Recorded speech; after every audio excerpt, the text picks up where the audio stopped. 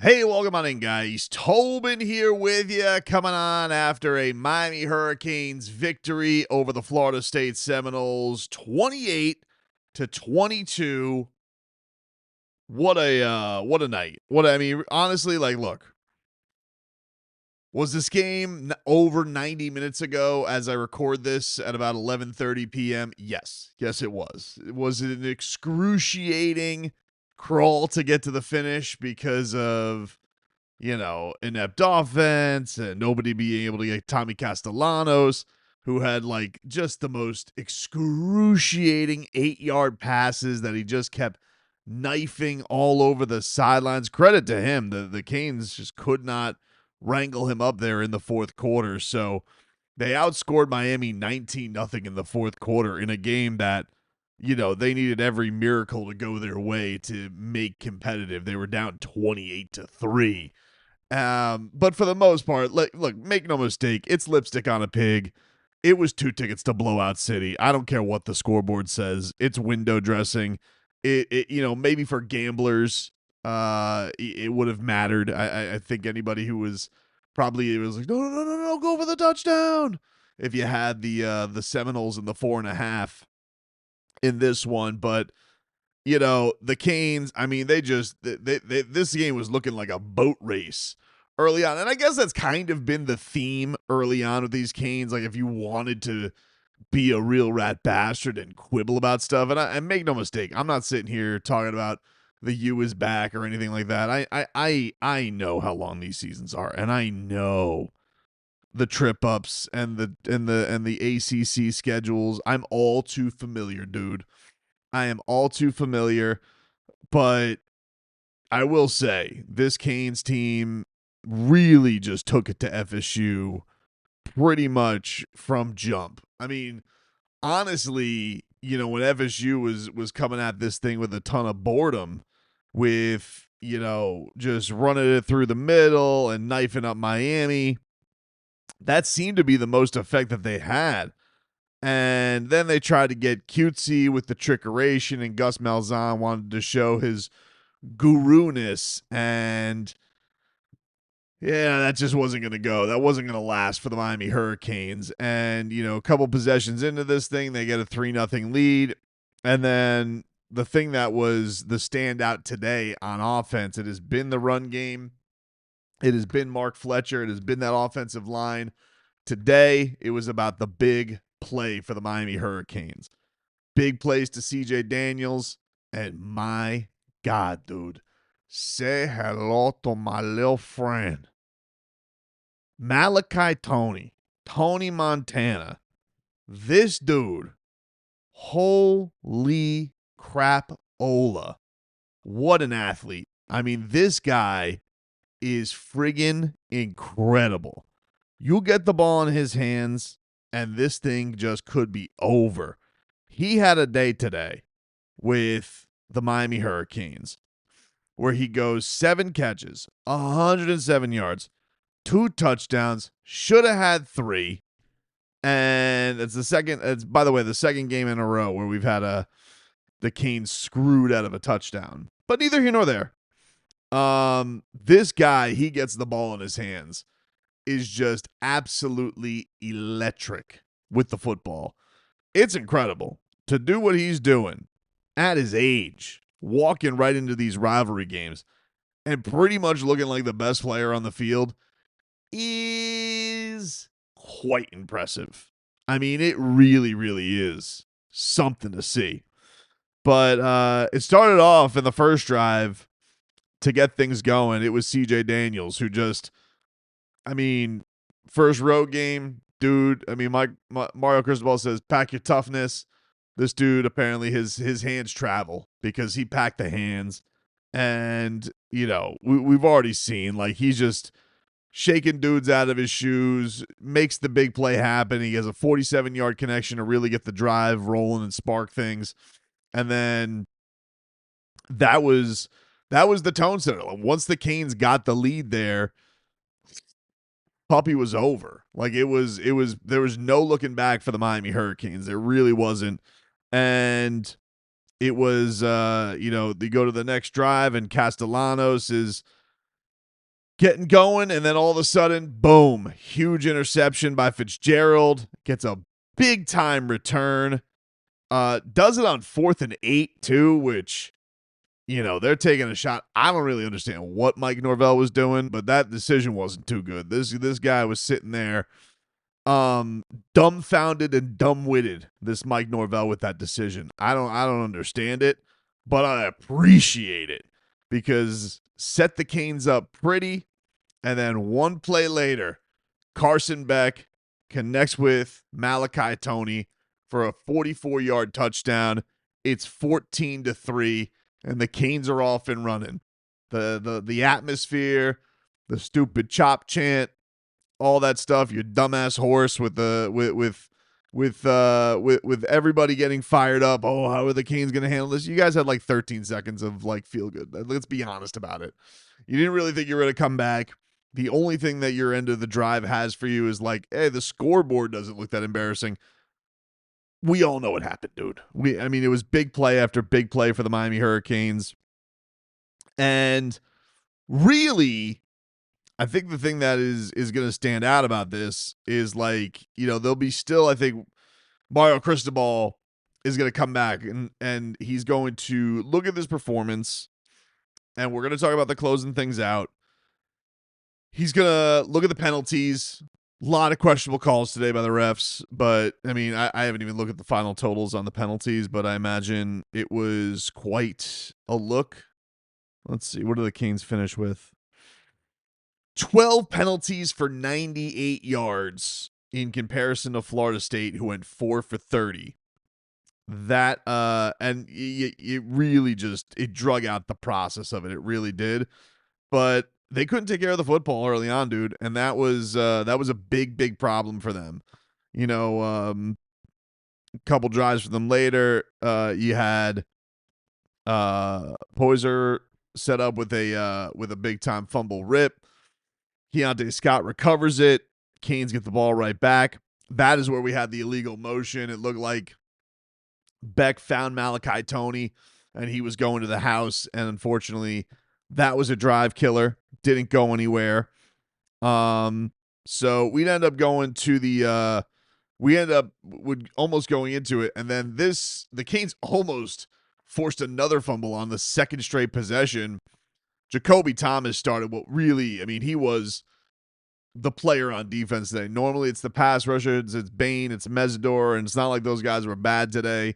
They were certainly out on the field a lot in the fourth quarter and huffing and puffing. But Jakobe Thomas today punched out a fumble that FSU luckily bounced on. He ends up with a huge interception, and he gets a big-time sack. Like, he had the defensive hat trick today. He was an absolute demon for the Miami Hurricanes. So, shout out to Jakobe Thomas, really one of the players of the game today. But going into halftime, it really was like, all right, you felt good getting the ball back, set the tone here. Can you have one of those like classic long Hurricanes drives? Like, what are we gonna do here?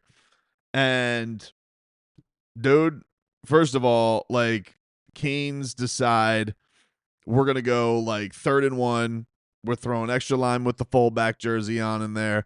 We're gonna bulldoze. We're gonna convert this thing, and then you get to 3rd down. Malachi Toney nearly gets the first down, and you're like, cool, dude. How about this? Little right to him, and this dude was freaking God.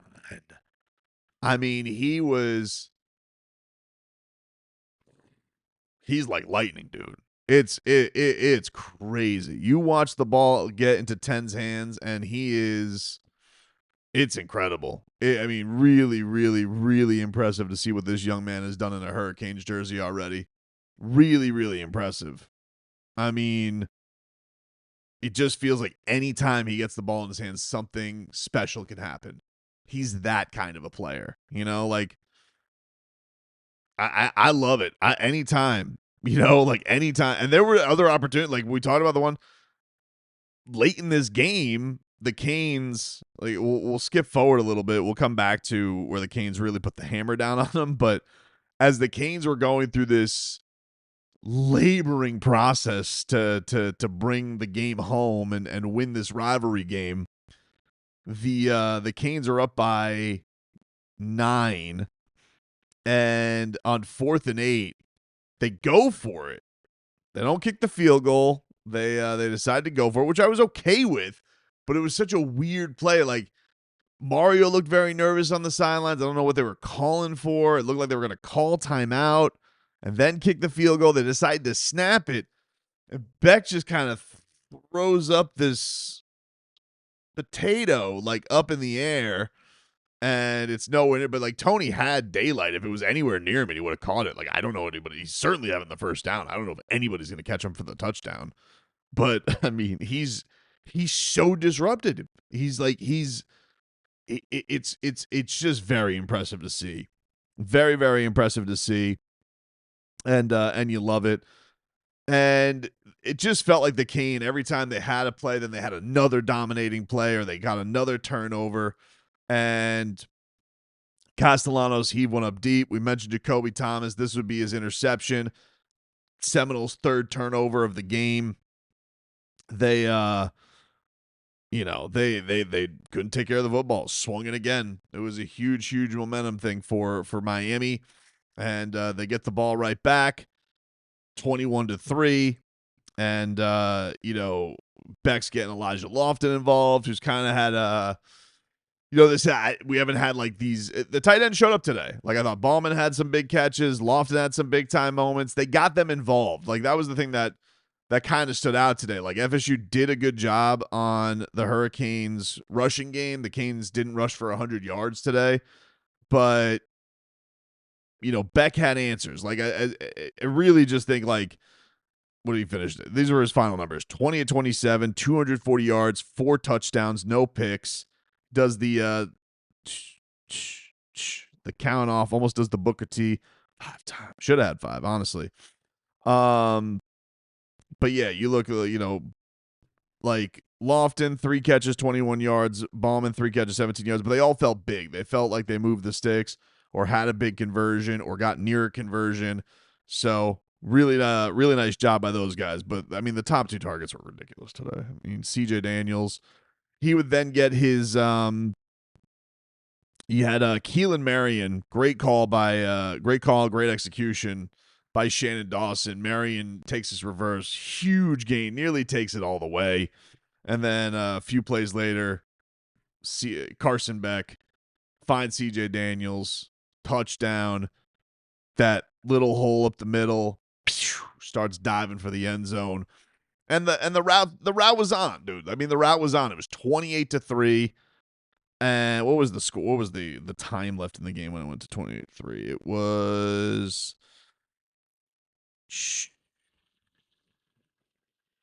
there was less than 4 minutes left in the third quarter. So, like I'm saying, it was the Canes basically had this puppy wrapped up with 4 minutes left in the third, and then it was just it was an excruciating process to get it home. It was. I mean, I'm not going to sit here. Like, I was never nervous at all up until, like, the last onside kick, because you had to, like, sweat this entire time where, because it felt like even after that, when it was 28-3, the Canes answered back with a huge drive. That was when Jakobe Thomas had the sack. There was funny moments where, like, Holly Rowe almost got taken out, and then Michael Irvin's didn't help her, and then they're going live to him, Michael Irvin on the sidelines, and it's Goosey's galore because, the playmakers just, like, loving life. The Hurricanes are up, and Thomas is just being a menace all over the place. But you can tell, like, Mario Cristobal, if he's going to come away with anything, like, this is when the penalties, the killers, like, really started to just put it away, and whatever the calls were, but he's going to have a lot of things. I think this is probably the bright side out of the struggles at the end. Is that, Mario's going to have a lot of things to harp on. He's going to have a lot of things on things they could have been cleaner on. The Canes had a targeting late on a Dylan Day blasted the punt returner. He got kicked out of the game. You had a holding on Elijah Loft and the illegal motion. I think they have a lot of things, face masks, that they're going to be able to harp on to get better at. And yeah, it was frustrating, certainly, just because like you had to basically you had to sit on your hands for a quarter plus to get the win, but it was over. I mean, like the Canes, on the positive end of it, they went out on the first road game. They took like kind of not even an early haymaker. They took an early couple of jabs. Then they stepped up. They landed some haymakers. They put the Noles on the canvas.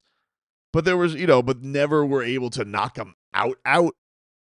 But there's no way they're losing on the scorecards. Like it's like, I guess that's the best way to put it. But ultimately, like, handled them, handled the state, beat Florida State, beat Florida, beat South Florida. And that's a South Florida team that came in with a lot of buzz. It's a Gators team that beat Texas today.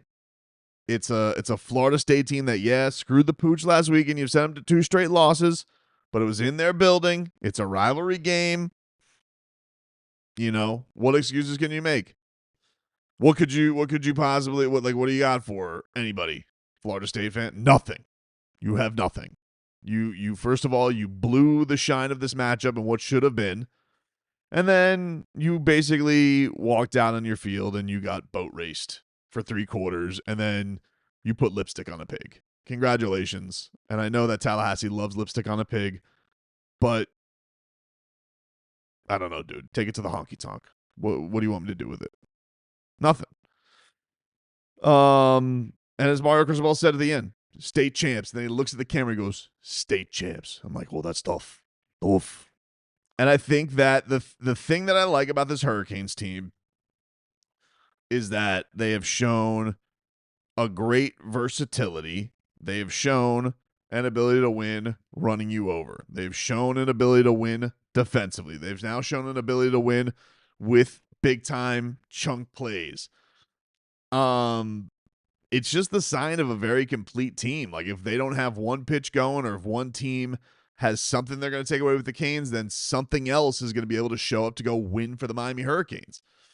And I think with last year, it was basically like, Cam Ward, save us. Please save us, Cam.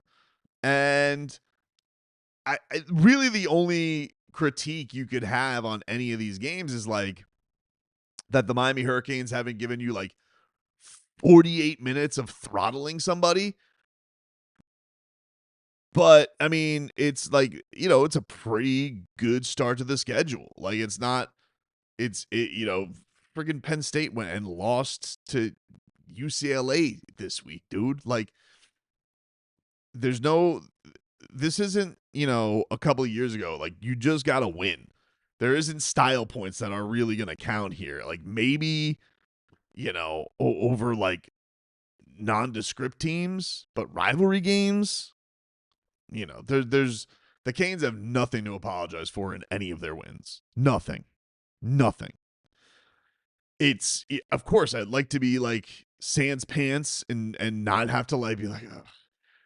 Because the onside kicks. Was I annoyed with the onside kicks? Yes, very much, with their stupid 2 kickers and no tee. Yeah, I hated it, and especially the second one that almost got it. Thank God for Wesley Bassine. Hands tough. But that's it. It was just like, the thing that was annoying about it, honestly, was just that Castellanos, and I give him credit, he's got huge onions because he's getting like, these Canes defensive linemen are bearing down on him, but they're also playing like prevent, and it's like everything was just like, it's like, snap, Castellanos eludes the tacklers, he's running around, and 8 yards to the sideline. And it was just that the entire time, just 8 to 6 yard passes, and usually on third down. And credit to him, he kept them going. It was annoying, but he kept it going. And but yeah, I'm not freaking out about that, dude. Like, ultimately, we know what it was. Like, they didn't face disaster. And That's that. If they would have caught that last onside kick, fine, but it wasn't like that one was close. So such is life, dude. Anybody who wants to complain about beating the teams that they have so far, I don't know what to tell you. I don't know what'll satisfy you. Been in much worse positions than beating these three teams. Imagine telling any Canes fan you're going to start your season, doesn't matter what the records are, you're going to beat Notre Dame, Florida, and Florida State. Who gives a f*** how you do it? Who gives a rat's ass how you do it? Or how much of the fourth quarter you had to just be like, the only thing I had in the fourth quarter, I had to avoid sleep because I was like, this is so annoying because we know the game's over. But you've beaten Notre Dame, Florida, and Florida State. No apologies on that. As Mario Cristobal said, state champs, dude. Okay? Whatever it means for the season will mean for the season. We're going to find out. But I think everybody who watches this team knows this team has a lot of pitches. They seem to have CJ Daniels is very special in his own right. So he's come in and he's done his thing, but they seem to have a unicorn good freshman. I mean, this kid is unfreaking believable, Malachi Toney. Right? Like we're all watching. Like the Canes got some incredible guys. Like Ruben Bain has been incredible. And is not and it is great to see his bounce back, and you're seeing mock drafts with him number 1. But with Malachi Toney, wow. He is the must watch on the Canes right now. You're just like, please, I just want to see you give him the ability to get the ball in his hands, please. Because he is awesome. It is so much fun to see when he has the football in his hands. He's incredible. So, great win by the Canes. And love it. Love it, dude. Goosies galore.